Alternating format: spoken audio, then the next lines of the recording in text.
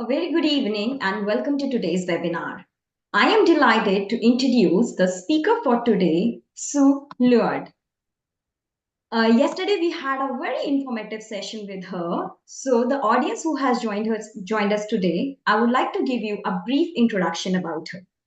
So Ms. Sue is a British educational author, teacher, and a co-author of the Jolly Phonics program, which is a popular and effective method of teaching children to read and write using a synthetic phonics.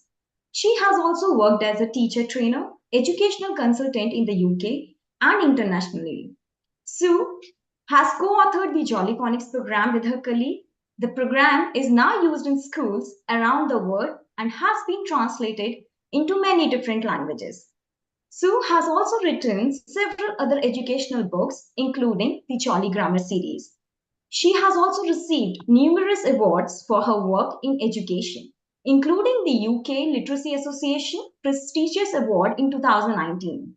Her work had a profound impact on the teaching of reading and writing in the UK and around the world, helping countless children to develop the skills they need to succeed in schools and beyond. Before we commence, let's establish some guidelines for today's events. We will ensure everyone is on mute, except for our speaker, to maintain an uninterrupted session. As the session unfolds, the chat box will be activated. We encourage your active engagement by posing questions and contributing to the conversation. At the conclusion of the session, a feedback form will be provided to obtain the session certificate. We kindly request you to complete the survey. Now, it's my privilege to hand over the session to Sue. We are genuinely thrilled to have you here with us today, and we are eagerly looking forward to you sharing your wealth of wisdom and expertise. Over to you. Thank you very much and welcome everybody. And after all that introduction, I should be able to make the PowerPoint work properly, shouldn't I? I hope I do better today. And this time, perhaps you will allow me to share the screen and I'll try and do it correctly. Sure. 1 second. Okay.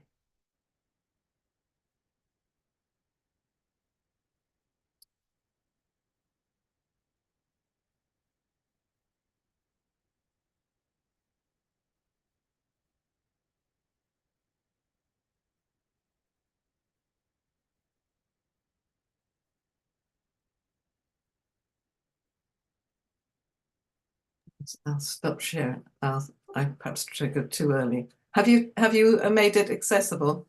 Yes, we are able to see your screen, but your PowerPoint is not presented. Can you share it once again? Okay, there we go.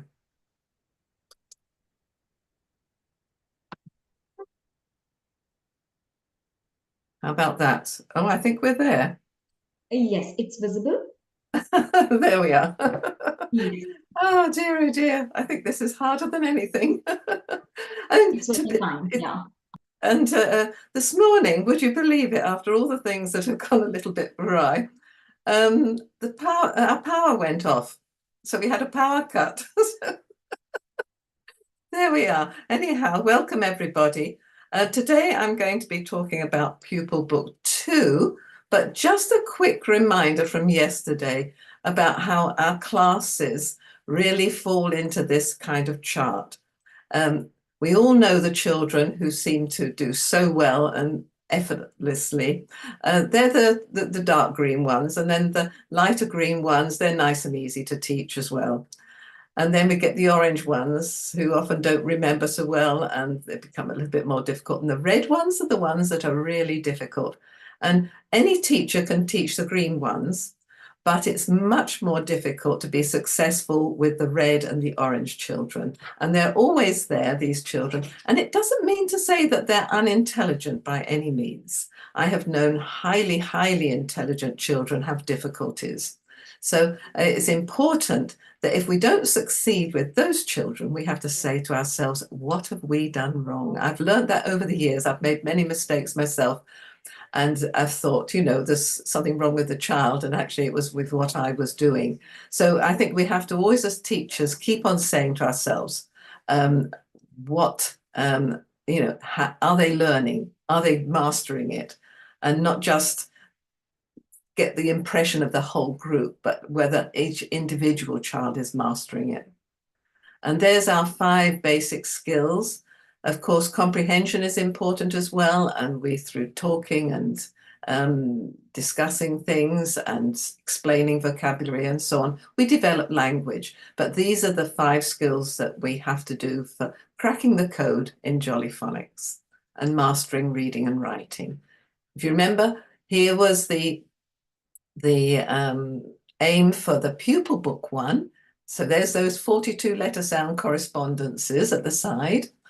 And the aim is that the children should know those really well and be able to work out words for reading and writing. And they can have access to lots of words then. And they should also be on their reading books. Some will just be starting on the word books and some will be further onto the red level. So that's going at the end of Pupil Book 1. And then for Pupil Book 2, well, there's the 3 different ways of doing it. Remember, a lot of people often like to use the Jolly Classroom these days if they've got the whiteboards, and then the pupil books with the whiteboards. But it's up to what teachers have got and what's available and what suits them the best. So here you have the teacher's book, and down at page 80, the information about teaching with the Pupil Book 2. And the teaching is very different to the first term. The first term is one letter sound after the other. There's a lot of letter sounds to get into the children. Now we're widening it. So each lesson has a different subject, you might say. One lesson has the alternative. So there are those letter sounds that have a different way of being written. The most common one, so the most common ones. You remember last time I said there were 290 odd letter sound correspondences, but most of them don't affect many words. So we keep to the ones that are really most useful. So we cover the alternatives on one of our lessons. On another lesson, we can cover the handwriting, and into that handwriting goes alphabet work, letter names, and how to prepare for dictionary work. And then lesson 3 is about tricky words. The rest of the tricky words need to be learned for reading and writing. Well, the next sets anyhow. And then the 4th lesson is the beginning of independent writing, getting the children to write words and sentences and expand it into pages of writing. So once you've learnt the code and you're able to get that writing going through dictation, it will start to pour out of many of the children. So here you can see 3 of the pages for the Unit 1 pupil book. Now you might think 3 pages, but there's 4 lessons. Well, that's because the one on the right is covering 2 lessons. The first one is the tricky words. So half the page is tricky words, and then the other half is the starting of independent writing. So if you remember that that's how it works in the book. So the first we do the alternatives, then the handwriting, then the tricky words, and then the words and sentences. And that's the usual route for the week. These are the alternatives that we cover. So here we've got, say, we've got the Y, which the children have learnt at before as the Y sound. Now we're sort of saying to the children, you know, when that Y is at the beginning, it usually says a Y, but when it's at the end of a little bit longer word, it says E. Not always, but it says E. And so that's the first one. Then we cover 3 sessions linked to short vowels, identifying the short vowels, because there are little patterns in English spelling that link to these vowels, and particularly the short vowel. And I'll show you the short vowel pattern for the CK and the short vowel pattern for the double letters. Then we go into the hop over E digraphs. Those are, they used to be called magic E. They're called split digraphs now, but basically you can see the words there: cake, Eve, kite, rope, and mule. That's the A, E, I, O, U, another way of representing those long vowels. Then there's the AY spelling for the sound A as in day, and the OY spelling of the sound OY as in boy. And that's because English words don't like ending on I. And this Y making an E sound is actually considered a vowel when it's not at the beginning. So it's like the Y comes in and takes its place. Then EA spelling, now they've learnt the EE for E, and now they're going to have to learn the EA for E. So you can see we keep on adding to their knowledge. And now this Y is back again. And this Y has 2 more sounds. You've got the I, the Y having IGH. Oh dear. We've got the Y with an I sound, like in my, and we've got the IGH, like in the word high. So they both represent the I sound. So that Y is doing quite a bit already. Y and E, and now I. Then we have this OW, and this OW has 2 sounds. One of them is the O, like they know, as in snow, and they learnt the first O was OA, now it's OW, and the sound ow comes into owl. It's OWL. So this OW goes O or ow. So I'll do a little bit more with that later. Then we've got the sound. They learnt ER first of all. Now it's IR and UR as well, like in bird and curl. And then lastly, for the OR sound, we've got the AW, AU, and AL. So basically, that's what you're teaching in Pupil Book 2 for the alternatives. So let's get going. So here you are, Unit 1, Y with an E sound. As I said just now, it comes mostly on the end of words that are a little bit longer, 2 syllables usually. And it's fairly easy for the children because they can see it's not at the beginning, it's at the end. And that Y with an E sound. And there's a lot of words that use that. Now you can see, here's the teaching notes. And you can see that you start off with revision, and if you look, you have the flashcards and a bit of dictation. Then we explain all about this new Y with an E sound, and then they can read words on their worksheet or their page in their pupil book, and you can see the different spellings. And actually the rules with the short vowels link to those spellings quite a bit. So you'll be able to understand, once the children go through the understanding the rules, a bit about why they are spelt that way. So nice and straightforward. And then at the bottom, this further practice. Now this further practice comes on every single lesson, and it's basically more blending, more listening for the sounds, holding up a finger for each sound, and the children reading more sentences and practicing writing words by listening for those sounds.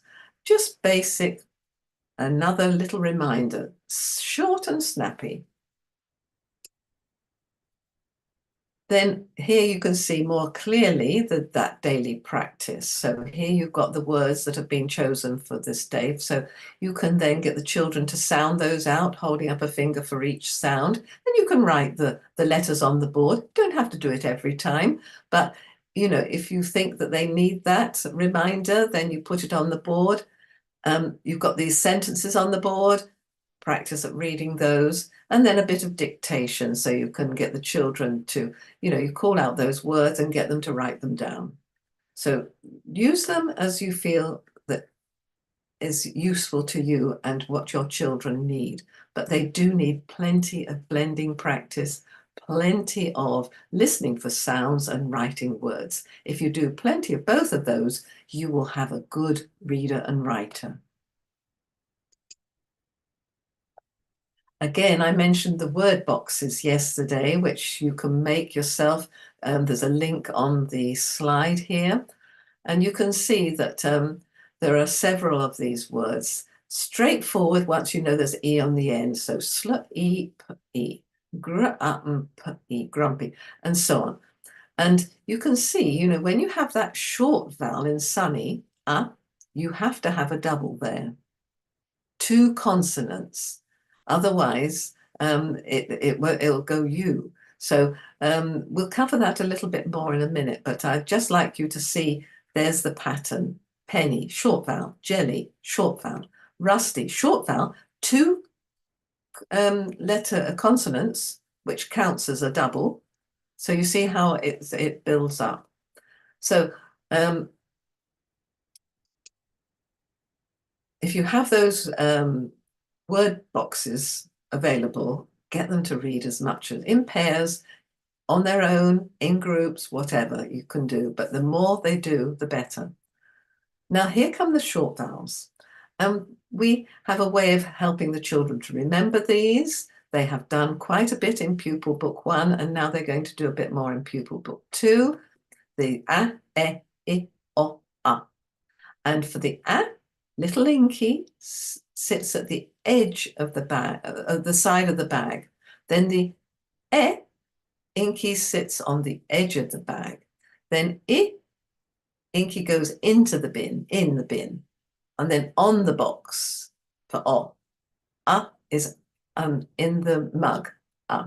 So you've got your little ways of sort of imagining how to say those sounds.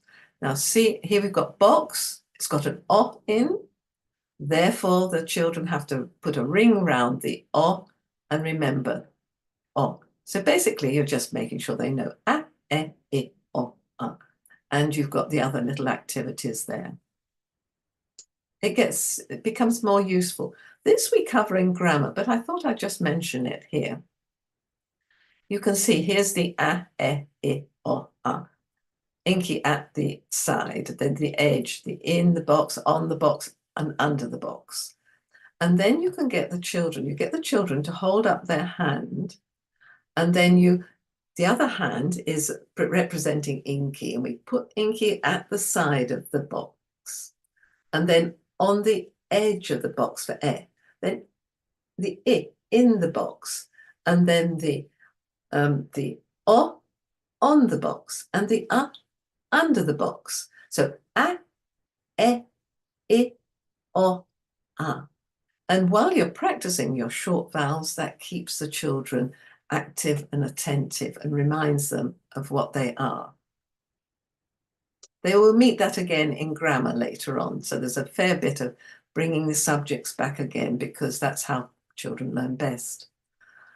Here we come to Unit 3, and it's the short vowel unit. And here you can see that little rule happening. If you've got a short word and a short vowel with a k sound after it, that's when you go to CK. And it works for most of them, but although you can never say that with English words, there's always something that comes along that goes against it. And it's usually when we've taken another country's word into our language. Here you can see luck. You've got the CK, check, CK, sack, and so on, CK. And the children can chant ak, ek, ik, ok, uk, which helps to remind them. So short word, short vowel, k sound, CK. And it's fairly similar with a doubling letter as well.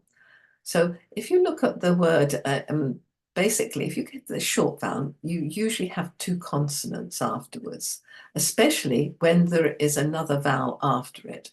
So if you look here, parrot, you've got the a before and the o after. That's when you're going to need double or two consonants.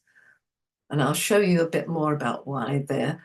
There's the egg, double G, double L. So it's a useful one to know and helps the children. If you have a look at parrot and button, it's two syllables, and that's when we usually swallow the second one. We don't go parrot or button. We tend to swallow it, although I must admit some people have better pronunciation than in UK. But yes, so there you go. Knowing how these vowels work, and we're just hinting at it at this stage, and it gradually gets more reinforced as the children go along. So for Unit 5, we introduce another alternative. And this is the alternative for the long vowels. They've learnt A, E, I, O, U already. They're now going to be shown how there's another way of representing those sounds. And it's an unusual one because they are digraphs, but the digraphs aren't next to each other. They've got a consonant in between. And therefore, the children like to look at the top of their worksheet and they can see the A, or their pupil book. They can see the A, E, I, O, and U. And they can see that there's some magic coming out of the second one, and it changes the sound of the first one from A to A. Now, there's a little saying that's been around in phonics for a long time. When two vowels go walking, the first does the talking, and it nearly always happens. That first letter gives the hint of the sound. And that's what happens with these magic E ones. Because the magic can come out of the E says nothing, but it influences the first vowel. So it's not doing the talking, it's the first vowel that's doing the talking. So it comes out and changes then the A to A, the E to E, the I to I, the O to O, and the A to U. So they then can read words like bike and rose and gate, Steve, mole, and so on, because they know it's going to have to be a long vowel, the O or the A. And the instructions are all there. And of course, there you are, your further practice. Keep going on that further practice. I do urge you because it pays off time and time again. But you get it's all explained there in your teaching notes in the teacher's book.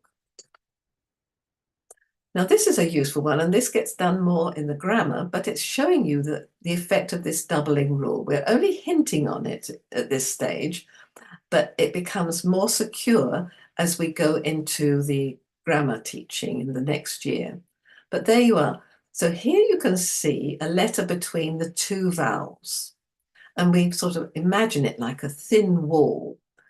And look, the magic can get over the top, and that's why it says O and not O.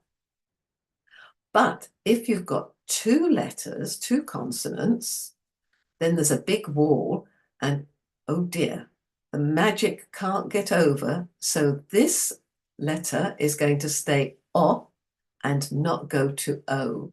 And that's the difference between hoped and hopped. And it works for all these kind of, particularly verbs. And if you add ing on the end, it works for words with that ing on the end.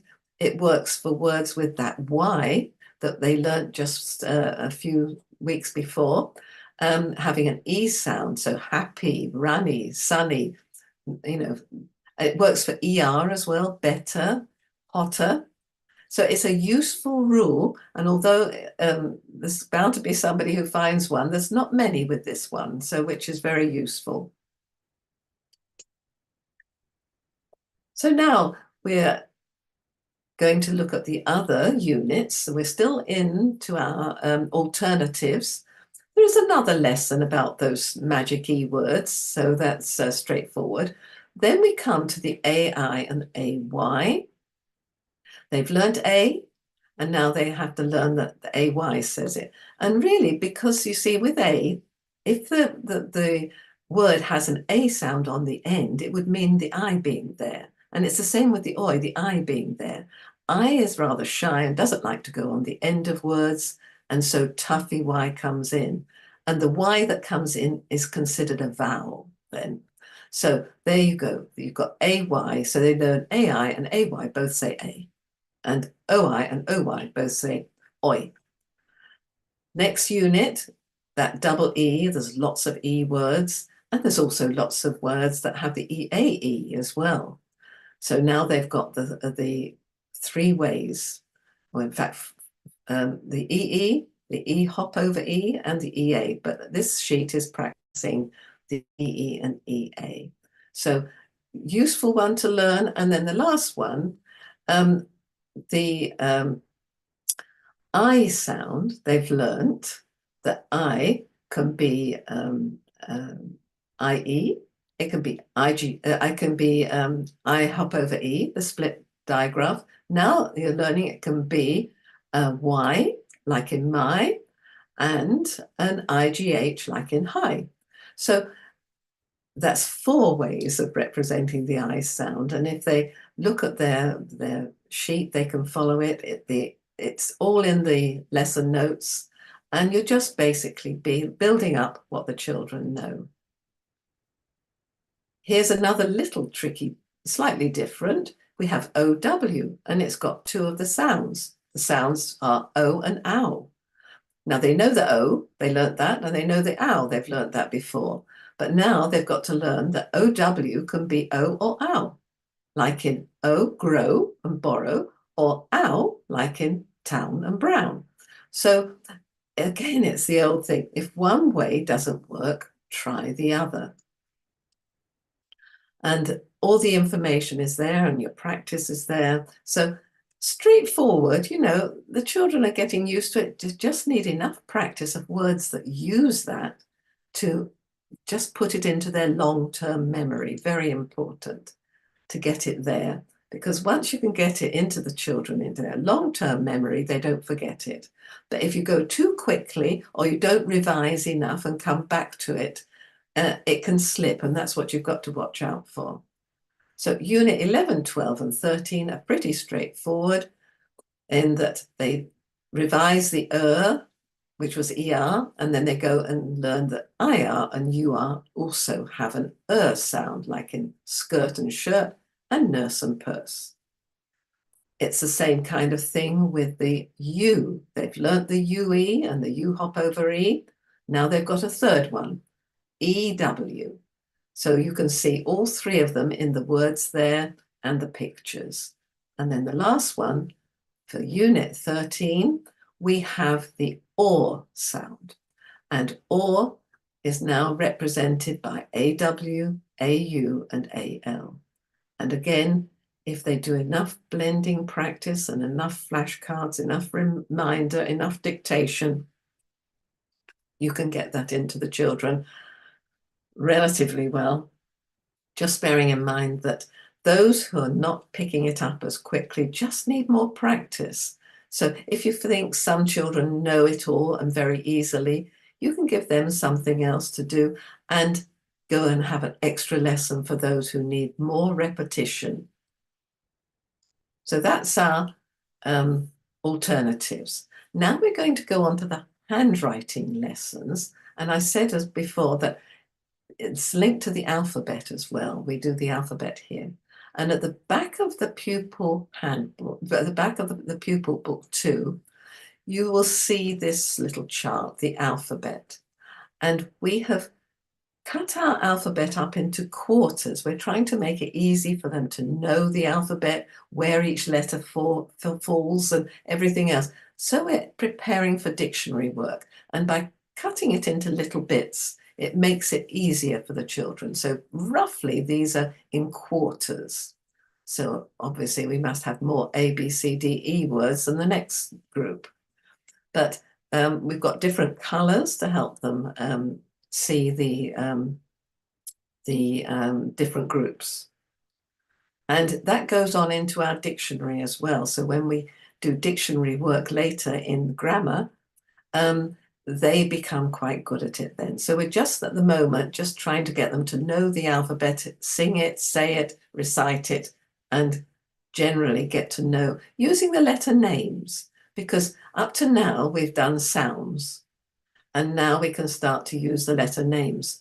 And the reason why I've kept them separate is that we know that if you don't take care and you teach them at the same time, then there's those children who just can't remember which one. You know, they get muddled. Is it an A or an A, or is it a G or a G? And that's when it can go wrong for blending. But by now they're so good at blending and working words out and playing with sounds that they can cope well with the names, the letter names.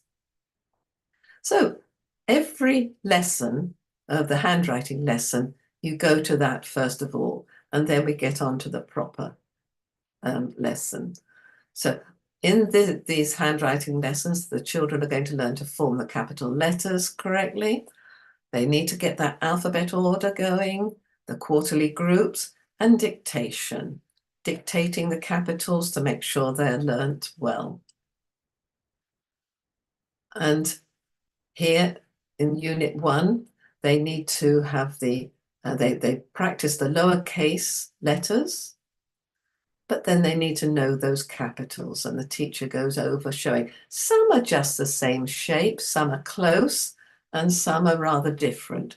And again, writing in the air is very useful. So down and stick across. So there they are, and they match up the capitals and the lowercase and practice those. And it's very similar for the next pages. And all the instructions are there, and your further practice as well in your teacher's book. Just remind the children of those froggy legs, getting those knuckles coming out. There they go. And the hand resting on the table, very useful. And you see that exercise book page. I recommend it. You know, we haven't said this in the actual book, the teacher's book, but I do think it helps enormously if the children have got something to aim for. And the tummies of the letters are represented by those blue lines, and then the tools can go up to the red and the tails down to the yellow, to the red at the bottom. So they've got something to aim for. And just getting those tummies, the body of the letters, all the same size, is what brings neat handwriting there. So a few sticks go up and a few sticks go down, but the body stays the same. And that helps the children enormously. So the next two units, the sheets are very similar. Last time we practiced the first group of letter sounds. Now we're going to practice the next group of letter sounds and their capitals.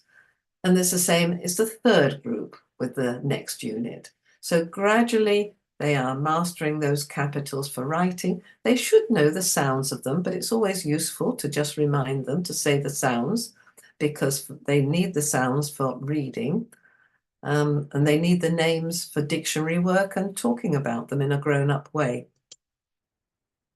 Then we come to the fourth group of letter sounds, and you can see that includes the digraphs we teach first of all, the A, O, I, E, and O, and the lowercase j. And so those are practiced. And this is when we start to join the letters, as I mentioned before. And we start to show the children how to do the caterpillar K, and then into the I, and then put the dot on. And by doing it in the air and doing it on their pages and dictation, or doing it on the floor with their finger, whatever, just to practice the way those two letters join together. And actually, it's not so difficult because the A, they know that, and you go round the corner, and then you're just going into the next letter, straightforward. With O, it's a bit more difficult. They have to start at the starting dot, put the caterpillar cut in, and then they go back to the starting dot and have to stop. Then they go straight across and over, stop, because they've got to get the caterpillar cut in. So it works out quite well and easily once they get used to that. So I hope you're getting your questions ready, because I'll try and get to the questions fairly soon. There you have the last of the capital letters to practice, and we're actually practicing all the capitals in the groups that they've been taught.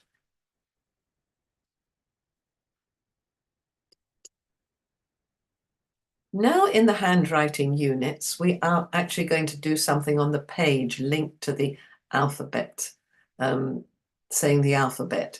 So here they see the alphabet in the capital letters in their groups, and they recite them and point to them.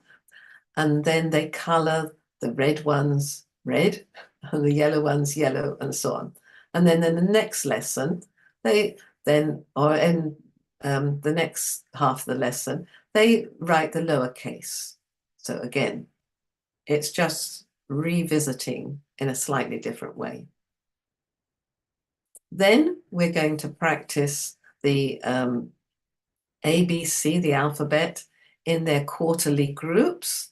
So the reds and the yellows are practiced first of all. And we take time now to do a little extra practice with B and D, because they are often muddled up. And one of the little tricks for helping the children get it correctly, round the right way, is for B is for bat and ball.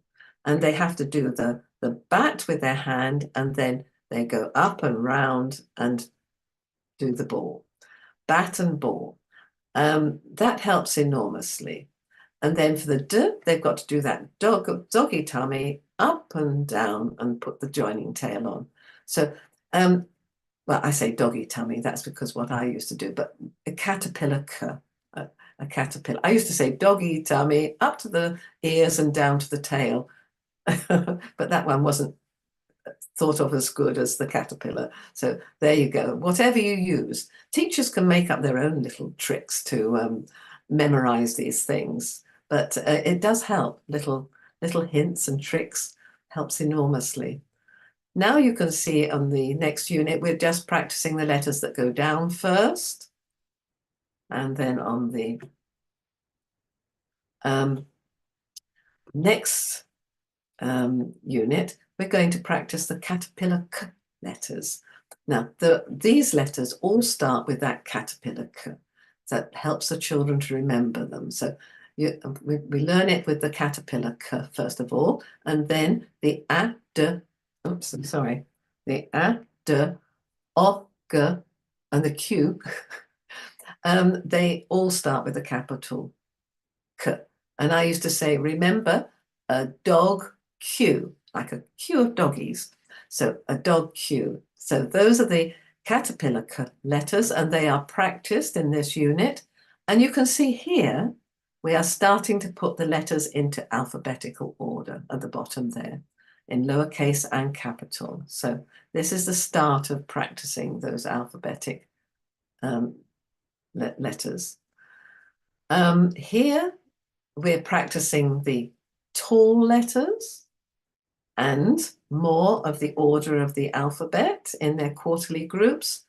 Now the letters with tails and more quarterly groups. And now letters that start slightly in a different way, like E. So you go along and over the top. So it's just revision and doing it in a different way. So that's handwriting. Remember, there's one unit of handwriting each week, so one lesson each week.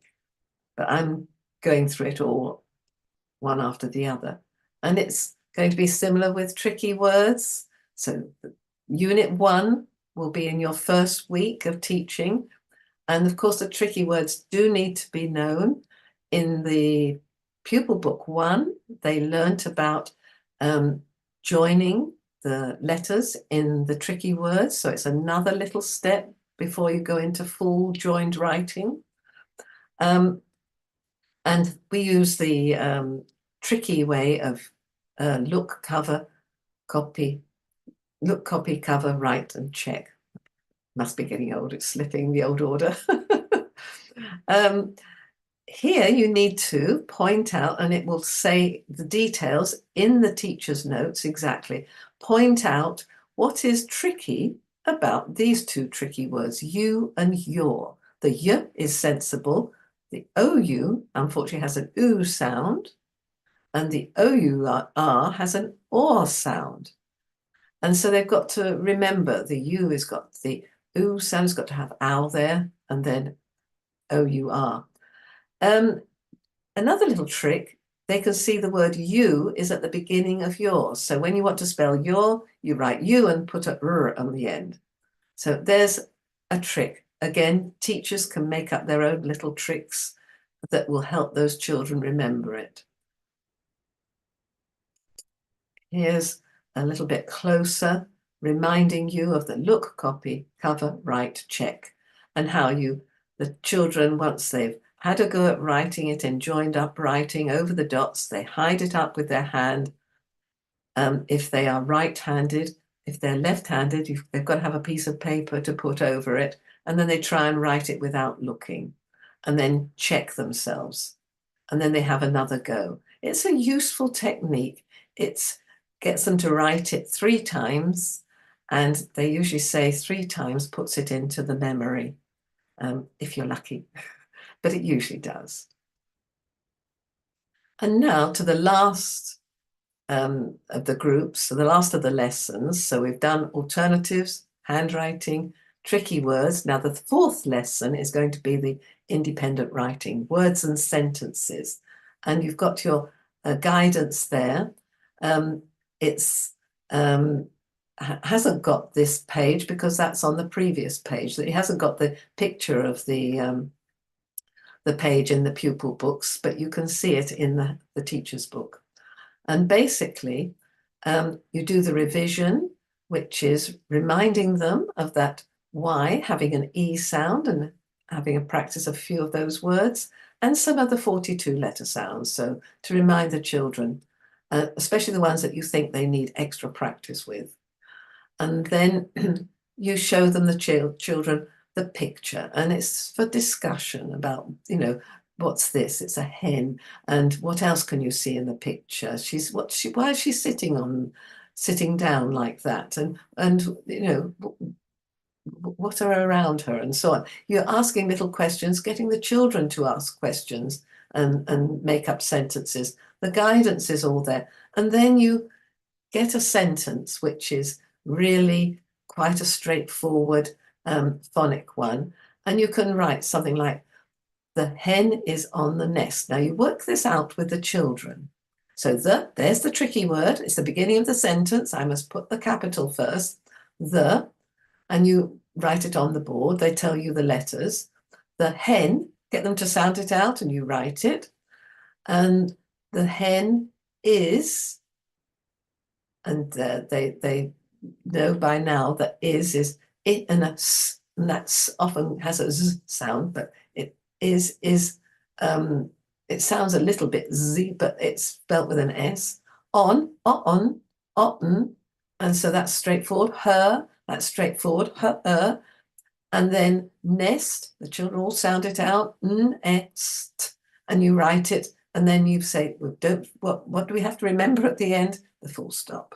So there you go. So you've got the sentence on the board, and you can choose a phonic one or choose the one that they recommend here. Then the children can go and write it on those lines. They can copy that sentence, and then you let them carry on. And you need to also, for the ones who are fast, give them a book that's got lines in, and they can carry on writing as much as they can. you will get this huge difference. You get some that will be pouring out of them, and some will be still very hesitant, and a few that might just do the copying of the sentence. So you've got your range, but the idea is that you want to do as much work with the slow ones, slow to catch up kind of thing, keeping them up with the others as much as possible so that the gap is not too big.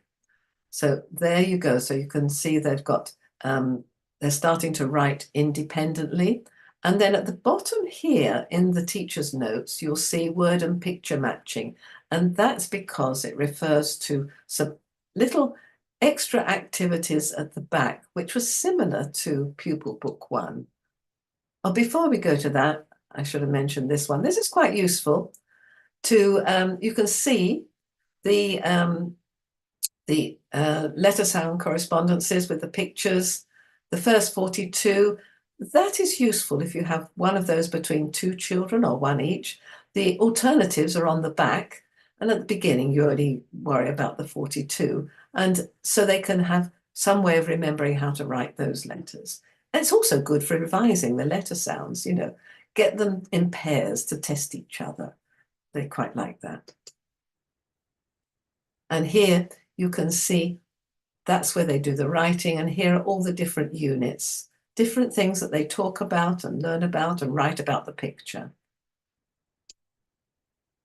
And this is what usually, you know, with the good children, the top half of the class usually can do this kind of writing if they have got English. Of course, if they've not got so much English, it will be much less effective. You know, they can't do quite so much, but they will be able to write quite a bit, and you might even decide to keep to dictation for a bit until they get more English.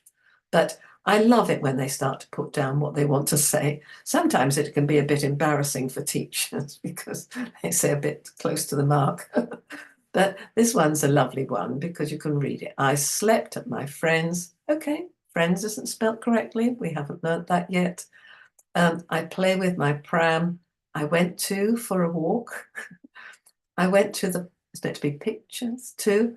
I watch, is meant to be watch, whoosh, the Black Beauty. Now, look at that. You know, that's so, no other child will be writing that. The Black Beauty.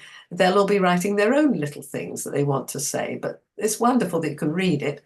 And then gradually, what happens is that they learn more about spelling as they go along, but also they read a lot. And through reading a lot, they pick up a lot of the which alternative to use and what it looks like and so on. I worried that maybe starting in this way, it would make them poorer at spelling, but I used to test them on the Chanel spelling test, and they were always about a year ahead on spelling. So, you know, it doesn't, and it gets them writing. Getting that writing pouring out of them at an early age is lovely.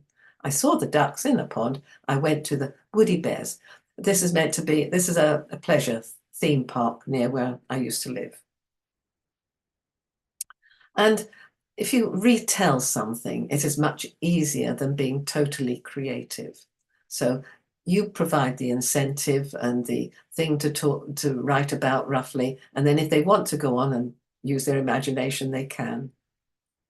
There's those extension ones. So you can see up here at Unit 1, they can go and read those words, link to that story, that the picture you were talking about. So they can then join those up, but it just goes as another little thing to add to what they can do. And there's some tricky words. Find the tricky words and then colour them in. And the guidance is in the teacher's book. It tells you where to go for that. There's what I showed you last time. If you want more information about Jolly Phonics, it's a very good course, but you need to be serious about it if you want to do it, and you need to pay as well.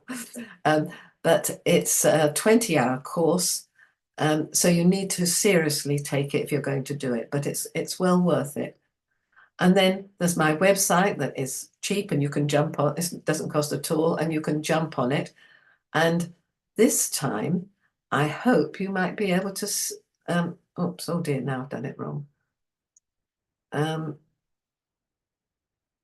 No, hold on. I'll get there in a second. And I'll get to it. Now, I think I've got it's live. So there we go. There's always hope. You have to keep telling people, remember that, even old teachers. Here you can see just quickly, if you want to know about the teaching of the reading, just go and follow the steps, one step after the other. It is all very, very clear. If you want help with reading and writing problems, you can go and learn about the causes of the problems and methods of teaching and so on. And if you want to know about preventing them, that's a very important one. I give you ideas of little group work and identifying what to do when a child comes in from another school and they're not reading and writing. That's helpful there. A bit of guidance for parents as well. And then here we can see resources you can have, and also on that one you've got phonic knowledge. So you can go and see the understanding of the code. If you want to know more about it, it's there. Vowels, how they work, and about decodable readers. And your resources are all there. So there's a lot there on the site which you might find very useful. And you can just go to it by going for Teaching Children to Read and Write, tcrw.co.uk. So there we are. So I'll hand back now to India. So, and Thank, some questions. Yeah. thank you so much. Thanks a lot for delivering such an engaging and educational webinar. Now I request the participants, if you have any question, I request you either to post it on the chat box or you can raise up your hand. We will spotlight you and you can post your questions directly to Sue.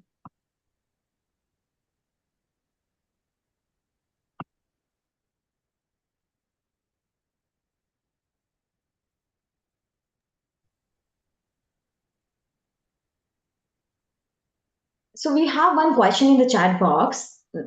So the question is from Miss Juhi. She asked, how many times should be given on one alternated spelling word to make our children understand? How much time? Well, the lesson for alternative spellings is usually about an hour. To get it all done and everything in there. Of course, if you haven't got an hour, you have to make an adjustment, and that will have to be a teacher's decision. But it's based on an hour. Great. Thank you so much. I hope, Miss Juhi, you got the answer. We have another question. How to do sentence framing? Wonder what they mean by that. I'm not quite sure. I mean, we do identify parts of speech and everything in grammar, but that comes much later. What do they, sentence framing? I mean, basically, if they can speak in the sentence, they just write one word after the other, as they're going through the sentence. So, and they end up with a full stop. So that's, it might be something that you do that I don't fully understand. Okay, so she has elaborated her question that how to do the sentence framing in Jolly Pupil book.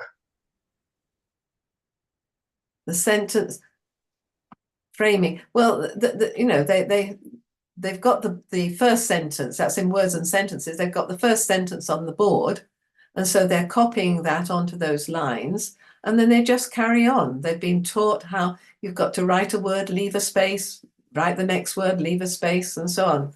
So it's a matter of reinforcing those little rules about writing a sentence. Thank you so much. I hope, Ms. Rachna, you got the answer. So we have another question. How to create para writing? Which one, sorry? The paragraph writing. How to Or create paragraph? paragraph writing. Yeah. Oh, we would cover that next year. We're still just getting going. All right. Thank you so much. So, Miss Nidhi, we are going to cover it next year. In the Okay. grammar handbook 1 and 2 and 3 up to 6, so they cover a lot of important issues. Okay. And another question. How long can we take practice for blending? Practice for blending as Yes. much as you can find. um, sometimes you get short little bits in a day when you're a teacher and so on, and just have another little go and do a bit more. Or if some children are playing, it's their playing time. Take a little group and do a little bit of blending with them. So you fit in as much as you can. What you need to watch out for is that when you do it with the whole class, some of the children just follow the others, and so you have to make sure that they get the practice as well as the ones that are good. Thank you so much. What should be taught first, consonant blending or alternative sounds? Consonant blending. Consonant blending, I do find, is not a problem at all. Right from the beginning, they're taught to put the two sounds together and say them. So that's the. So can you repeat the second bit of that? It was alternative sounds. Um, the alternative sounds, as soon as you've taught them, you need to keep on practicing them. That's a little nibble. The ones are vulnerable, perhaps before they go out to play, they can come and whisper it to you or something, a little game about it, but they do need the practice. All right, thank you so much. So we have another question. How to teach students two, three sounds of the same letter? How do that? Well, they learn first of all the one, then the next one, then the next one, and you can sometimes say, "Well, tell me the I's," and the children then have to chant the IE, the I hop over E, the Y, and the IGH. You build up so they can do that. But of course, when it comes to writing a word with an I, then that is a very difficult thing, because which I do you use? So that's why spelling is much harder than reading, and it requires more memory as well. But as I said, the more they read, the more likely they are to remember it. But you do need to have a spelling program. And there are some words that are so awkward, you do have to go over them. And in the grammar, we cover patterns, so that, like the W in right, we don't pronounce it, but it's there. And there's a lot of words like that.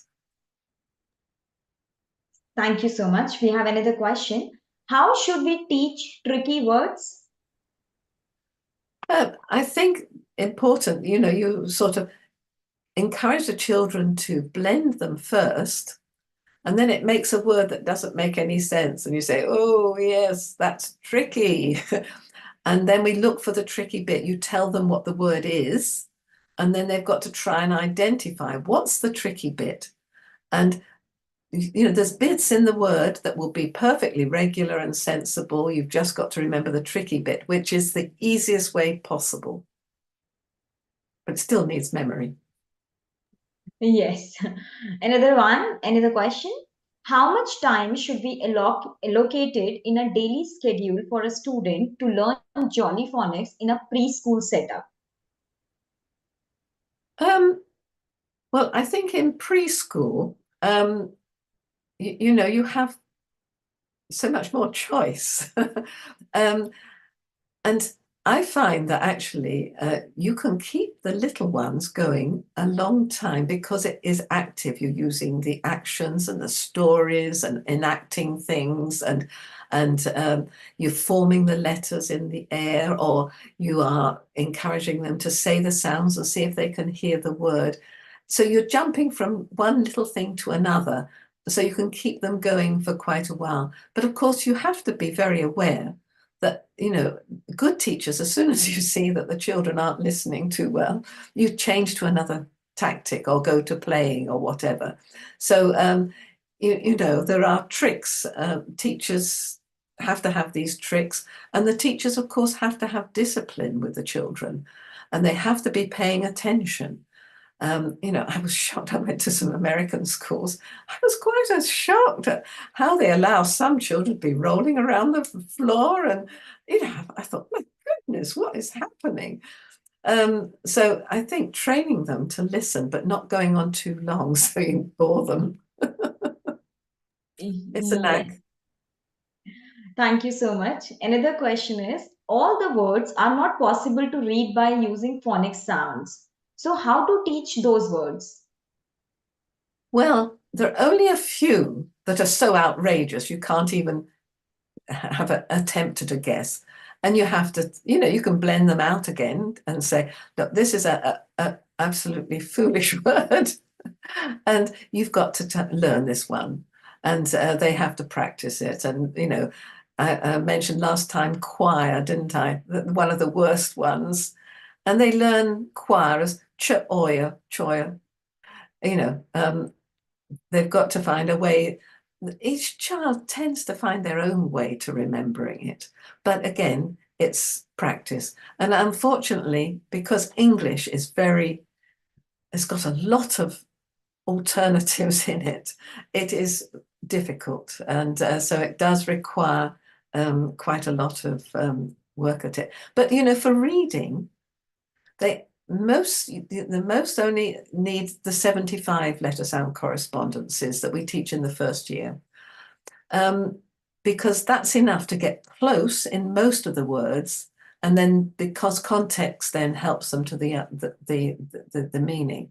But we don't ask the children to read any of those kind of words until we have made sure that they're good at reading the decodable books, reading books that don't have these awkward words in. So you can see why the structure is so important.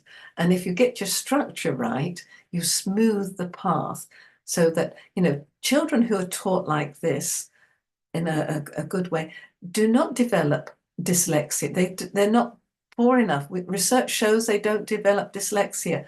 In fact, they can all do well. We know that if they've got they're impoverished at home or there's other problems, but they can all be taught. If they can speak, they can then learn to read and write. And it's just us making it as easy as possible for them. Great, thank you so much. There's another question. Digraph TH sounds and words. How can they be taught? The digraphs, how Yes, can the we digraph TH sounds and words. How can they be taught? well, we covered this yesterday. We show the children, and they of course think it's a t and a h, and then we say, oh, we tell them the story about the naughty clowns. And one clown is a little bit naughty and sticks his tongue out and goes, ooh. And the one is very naughty and sticks his tongue right out. And that's, you get the two sounds, the voiced and the unvoiced.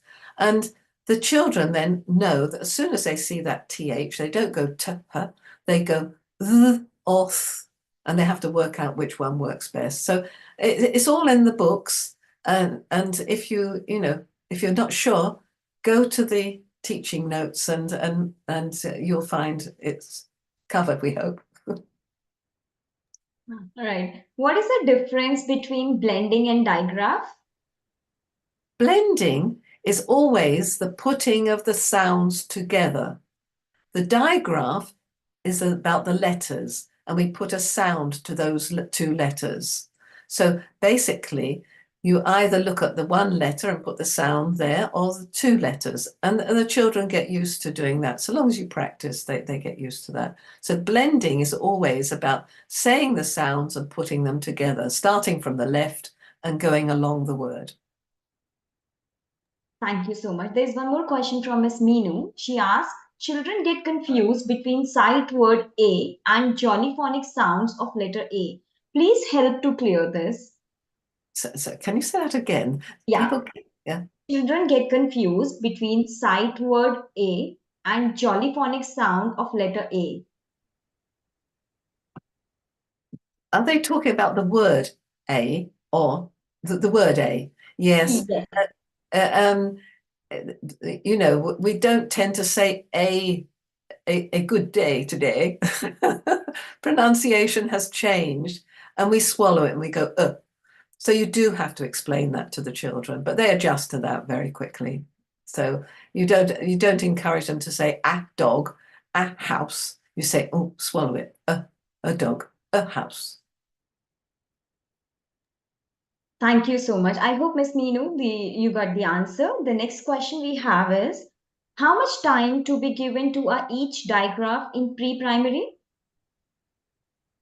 Well, pre-primary, I mean, I presume by that, I mean, pre-primary would be sort of more of, is it a nursery? What age would it be? Yes, yes.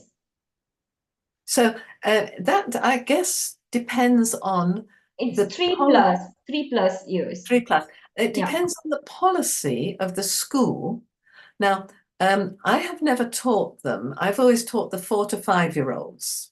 I've not taught them younger, but I am told by many jolly teachers around the world that the little ones, the 3-year-olds, can learn in just the same way as the older children, and they're very good at it. But they are not so good with their pencil control. So you might, if you're teaching the younger ones, you might have to adjust it a bit for the pencil control. But you can teach the rest. You just have to teach in a more child-friendly way. So, and a teacher will have to find what suits their lessons and so on. But we do have these young 3 and 4-year-olds reading very well. So they can learn, and it gives you more time to get through to those who are struggling. But I haven't got enough experience to say you should always start at 3. But I do know that the 3-year-olds, judging by other people, are just as able to learn, just not so physically capable. But even if you were teaching the writing, instead of writing with your pen, even if it was just moving the magnetic letters around and making the words with magnetic letters, you will have been teaching the skills.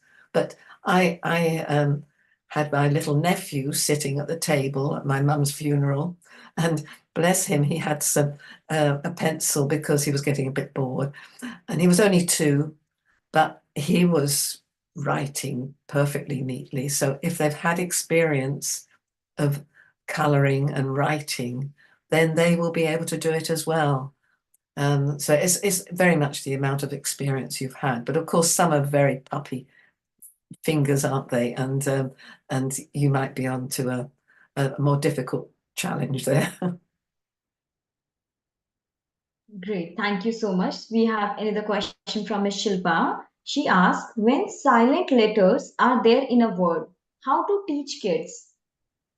Well, that's a can of worms, because there are different views in phonics. There's some people who say there are absolutely no silent letters at all.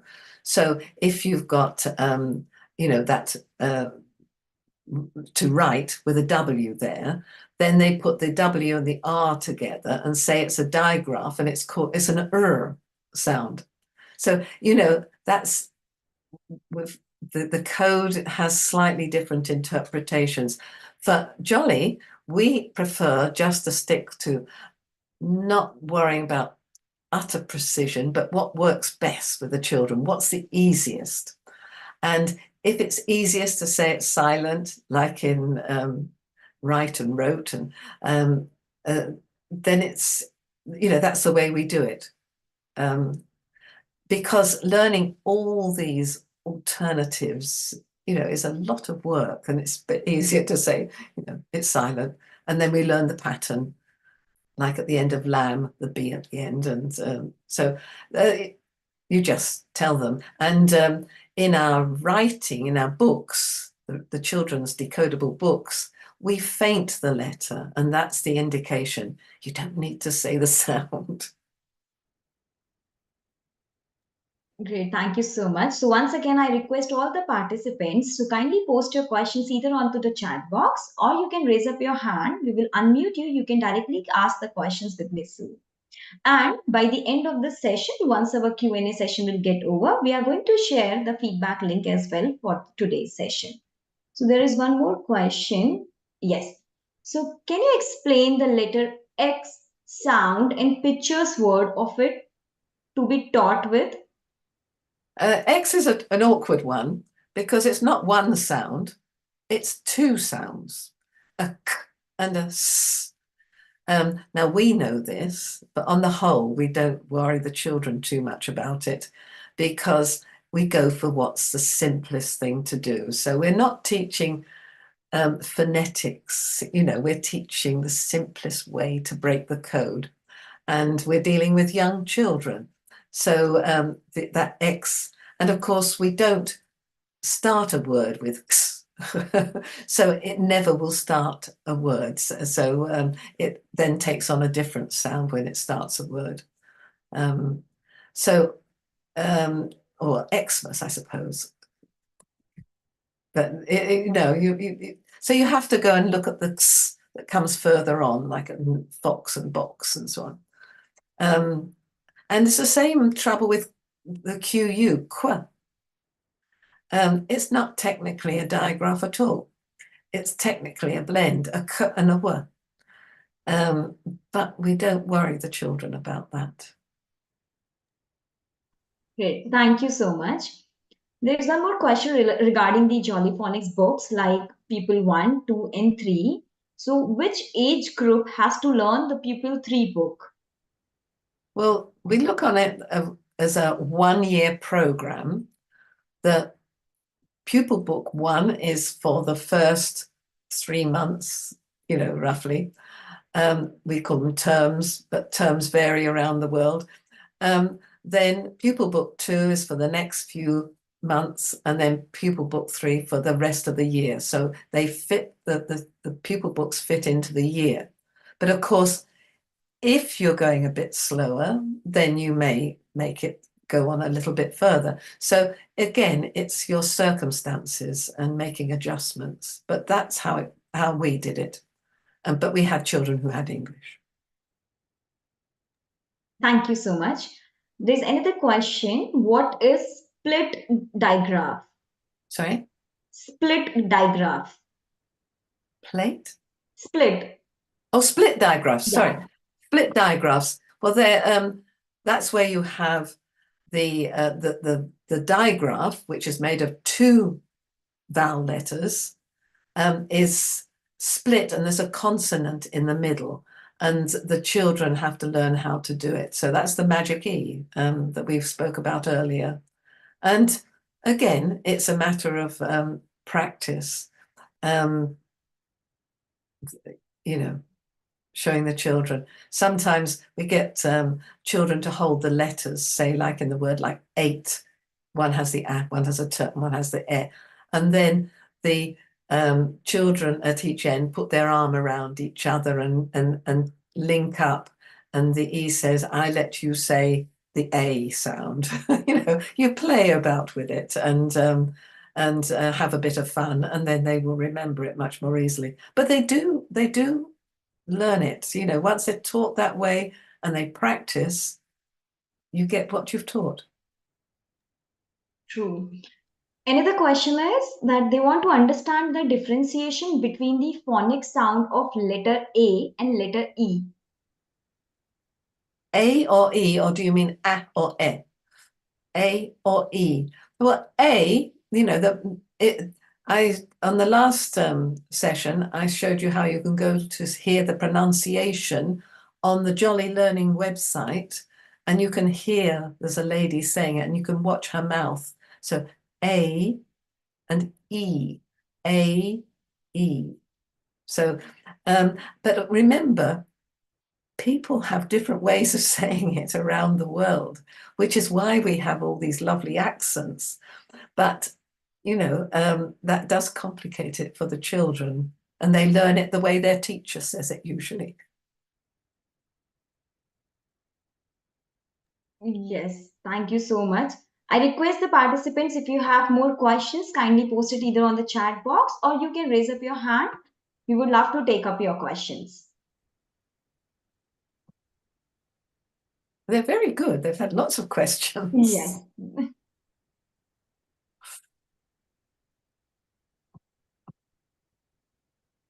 Okay, so there is one more question that from Miss. We should only complete the 26 letter sounds with year 3 or 4 or and focus on blending and then introduce the digraph sounds on age 4 to 5. Um, I can understand you wanting to go and do some earlier and then carry on afterwards, but I will recommend you stick to the order, because not that the order matters that much, so long as you are teaching letter sounds and they're reading and writing words that use those letter sounds.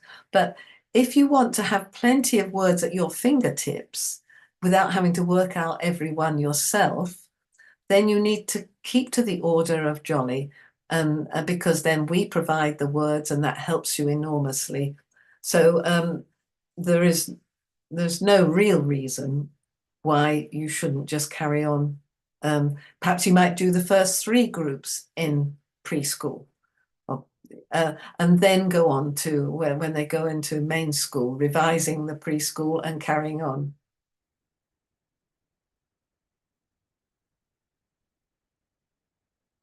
There's one more question. A and E sound similar. So how to differentiate it? Well, to me, they sound quite different. A, E. But this is the problem. When we're young and a baby can learn every sound that a human can say. But as the child gets older, that ability to be able to repeat the sounds that they've never heard before gets harder and harder. And then if you go into sort of more adults, if they haven't gone through this listening for those sounds and practicing them, they then find it very difficult to be able to hear them or say them. And I went in my early days when I was looking for answers for why some adults couldn't read. I went to adult literacy, and those were the days when you shouldn't do phonics. and I was sort of trying to find out, without anybody noticing me, why they're having difficulties. And I noticed that some of them had great difficulty hearing the difference between a, I, o, a. Now, to me, they're quite distinctive and I can hear them and say them. But for them, it was more So it is a problem for the teacher. It's not a problem for the children. Their brains are still, they haven't set. That's why with accents, once it's set, an adult can't change that accent. It's very hard for them. And, only the best actors, it's just a few that've got that talent and few can go against the trend, but most of us can't. Great, thank you so much. So there's one more extended question from Miss Rihanna. She said that, like, as you mentioned, that tricky words cannot be blended, but TH sound has all the tricky words, this, that, then. So how to teach this part to the students? I think you can blend all the tricky words. It just doesn't give you the right pronunciation. But if you're doing this, then you've taught them the single letters, so when you've taught them that, they just work it out. So it then doesn't become so tricky.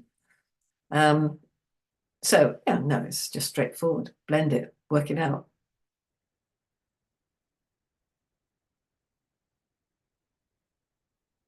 Great. So there's one more question. The Was that word the what? Yeah, go ahead, please. Go ahead.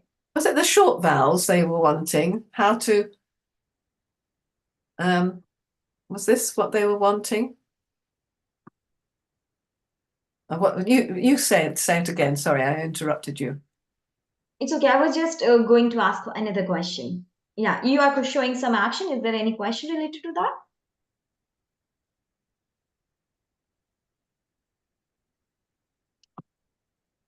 Okay, so let me post one more question. Yes, the word naughty is a tricky word. So while reading this word to the kids, they get confused with the G letter. It's get confused. So how to teach this to the kids? Well, with naughty, I would say the naughty bit is the GH because you can't blend. It's not saying anything. So the N and the AU going or, you've got that nor, and then the GH you've got to learn is not saying anything, and then the T at the end, they've got their phonics, they can work it out to E, the Y with an E sound. Great. Thank you so much for this one, ma'am, Miss Montu. I will unmute you. You can go ahead and you can directly post your question. Try to unmute yourself. Yeah, thank you so much. Welcome. Sue, thank you so much for all your informative workshops, as always. My question is that, for like you just mentioned, it was my question earlier that should we complete the 26 letter sounds, and you suggested that we should go according to the order suggested by Jolly. So, Yeah. my question is that my 3 to 4 year olds in school pick up the sounds very well, and the teachers do the blending as they cover the sounds. So we've seen at the pace with 3 to 4 year olds, by the end of the year, by the time they turn 4 or 4 plus, they are able to blend or start to blend the three sounds. But in case we try to cover the 42 sounds altogether, then we may not be able to focus as much on blending simultaneously. I So would what? I would concentrate on doing a small amount and getting them very good at blending and hearing the sounds before racing on. So Yes. does that answer? Yes. So what we do is, like you said, we go according to the order. So maybe then I understand that we can complete the first 4 groups or first 3 groups thoroughly, or Yeah. 4 groups, and then just focus on blending rather than going according to the 26 letter sounds. Is Yes, that what you? I would go for the first 3 groups, because they just cover the single sounds, most of them. And if you Yes. can get them good at blending and working out the words really fast, see who can go the fastest, and who can, if you can get them to, with magnetic letters, make their little words up, or even write them, it'll be even better. So I would concentrate on that rather than racing through. You've got Okay. time because you're Yes. starting early. You've got time. Right. Because by the time 4 to 5 year olds in school pick it up very well. So by the time they finish the second group of schooling, the second year of schooling, they are then able to read 4, 5, even sometimes 6 letter words. Yes, yes. I would always, with those little ones, I would encourage them to go to longer word, long words, so long as they're regular, because they then Right. learn to just go down the word, go along the word, working it out. That they can do longer words much, much more easily than you realize. But it's got to be in their vocabulary. So try and, long Right. ones in their vocabulary, encourage that. Um, Right. and they'll Thank be you so much. wonderful. Yes, yes, that makes everything very clear. Thank you. Great. Thank you so much, Miss Montu, for asking such an informative question. So we have another question. Is dictation an important part of Jolly Phonics learning? Oh, absolutely. And I probably would like to have it even more. But I do think it's the most wonderful way of learning to write. I mean, when you go back sometime when phonics was out, and they just said, well, just write, just put down the squiggles, and they were allowed to squiggle. No idea what they were doing. Only that top green group are able to sort of see how the code works and see how people write, and they've got the facility to be able to do that, and the others can't. So you're just going to condemn a lot of children to failure by not paying attention, making sure that they all master. Just thinking it just comes naturally, it doesn't. It's a very mechanical process. It's pure science, I think, and that's the way to think of it. learning the language is a different matter completely, and developing vocabulary. Jolly English does that beautifully. Great, thank you so much. So, there's another question from Ms. Juhi. Do we need to do actions along with sounds while giving dictations to kids? No, no, no. I tell you where she's getting a bit muddled, probably. Just for a bit of fun, sometimes it's useful for a child to, or the teacher, to do the actions, and then they have to think of the sounds in their mind and then put them together and then put their hand up and give the word. So it makes them work it out silently in their head, which is a useful thing. But when you're just thinking about writing, you don't want to be doing the action. You just want to write the letter. Great, thank you so much. So, Ms. Sandhya is asking you tell us the correct way of taking dictations. The correct way of Taking dictation. well, just say to the children, I want you to write this word, or I want you to write this sentence.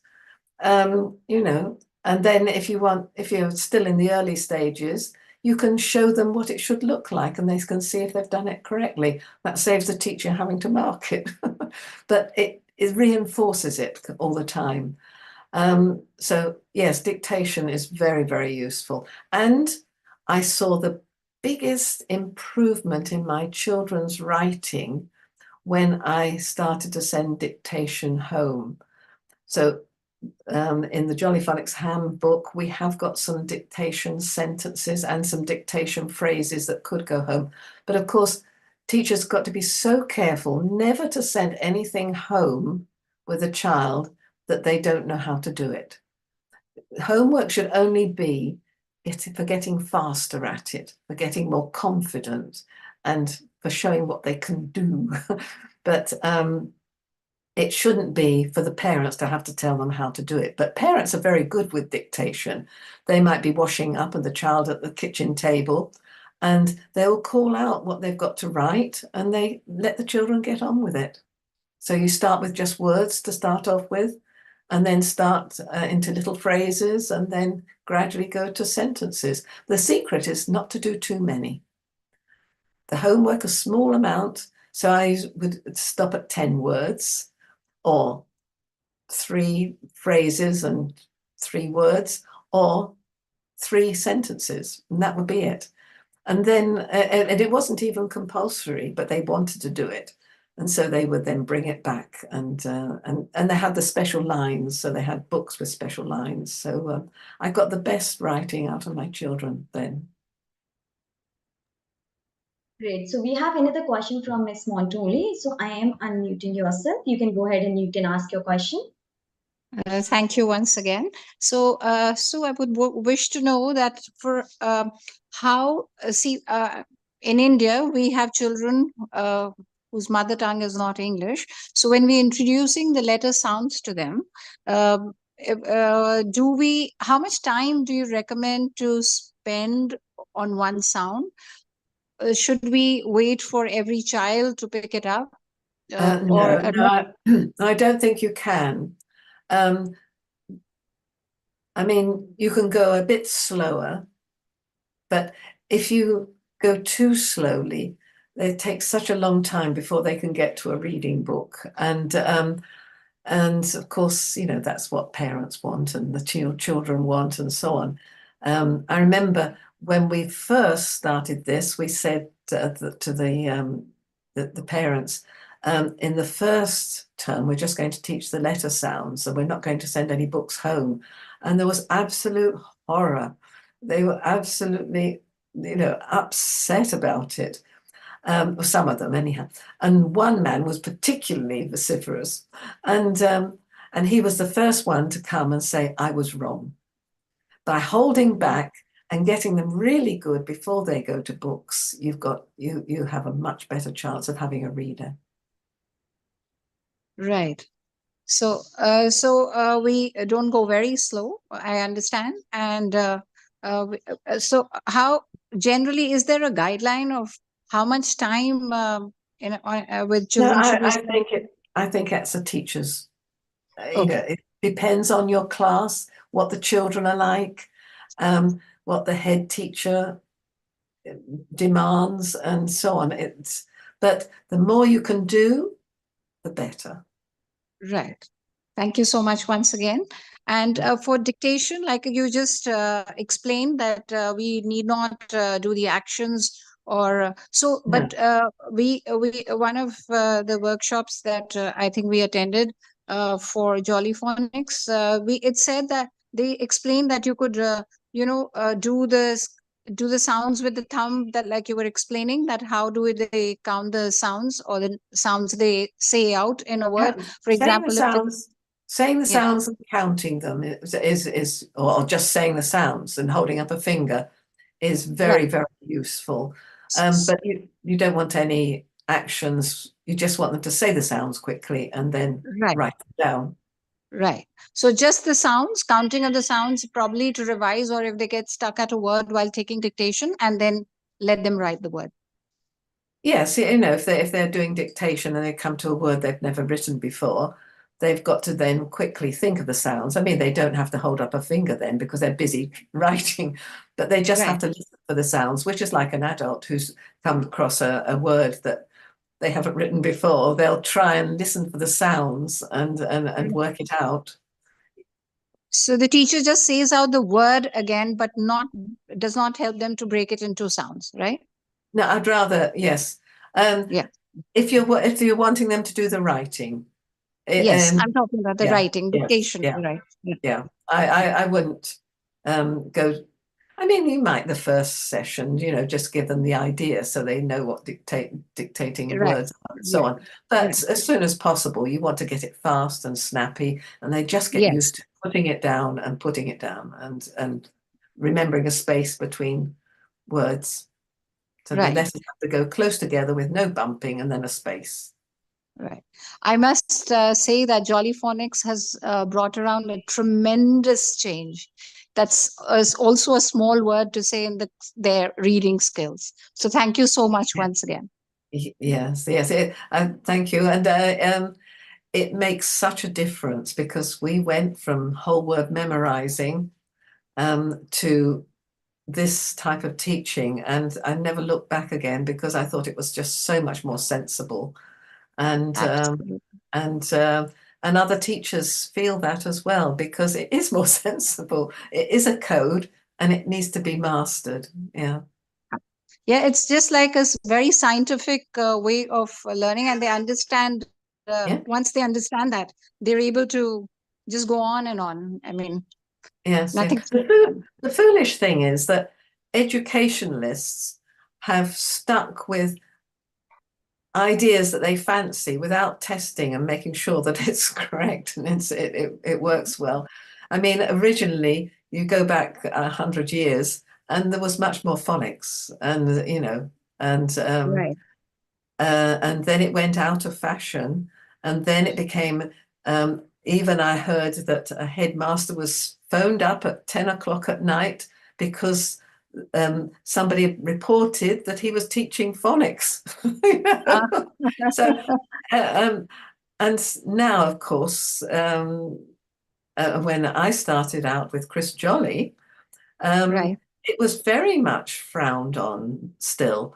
And Chris took a big gamble. But of course, one thing he had to his advantage was that we had testing of our results, and our results were so much higher. And if educationalists had had any thought other than promoting what they think, they would have realized, how is this school doing it? What are they doing? We should be Yes. doing that. And Right. that has been a problem, is uh, guidance coming from above, from literate people who found actually reading and writing quite easy compared to others. And they make Right. up these things, and they've got no evidence. So now around the world, they're starting to look much more at the science of reading. So and Jolly Right. comes strong on all the And bits of absolutely, research. I can see one older year, like my 8-year-olds, 7-year-olds are better readers because we introduced them to Jolly. and 8 rather than the 8-year-olds. So 7-year-olds are better than the 8.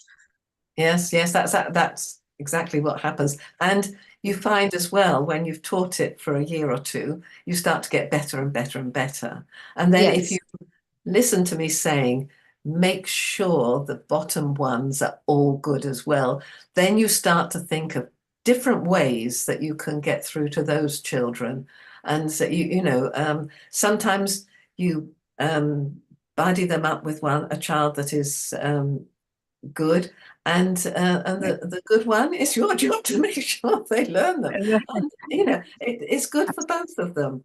And I like to tell the children that just because somebody can't remember the letter sounds doesn't mean to say they're not very clever. They can be very wise, and they can be making all sorts of other things, and they can make wonderful things with their hands, but they just don't remember these funny squiggles that easily, and they need somebody to help them. Yes. Also, my last question to you is that yesterday also I was attending the webinar where I missed part of it. So I just want to know that when they are blending, they start to blend. So when we cover the sound and the a sound, so we start teaching them to blend a. So when we go on to the 3 sounds at, so should we first blend a, sa, and then say t as a friend comes together?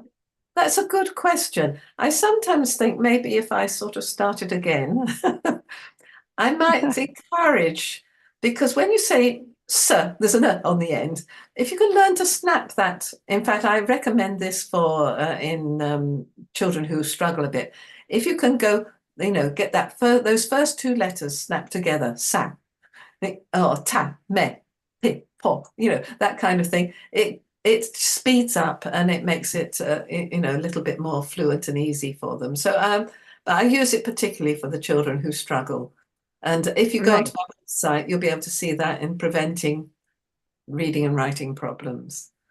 Right, because because if they wait for at first, then the traditional way was to add the s in the front and then say at.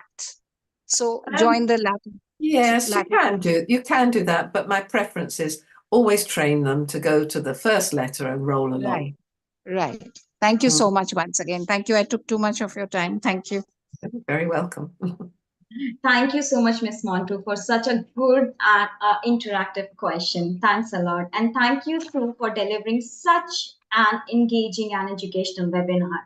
We really value your time, and we hope you enjoyed yourself as much as we did. And looking ahead, we eagerly anticipate that you will be considering hosting more SAR webinars in the future. And your contribution are essential in advancing the knowledge and skills for our teacher. So thank you once again, and thank you once again for coming today. Thanks a lot. For our lovely audience, thank you for actively participating and posting such a good and interactive questions. So I request everyone, the feedback form link has been shared into the chat box. To obtain the certificate, we kindly request you to complete the survey. All right. Okay. Bye, everybody. Thank you so much. Bye-bye. Have a great evening. Very welcome. Bye-bye.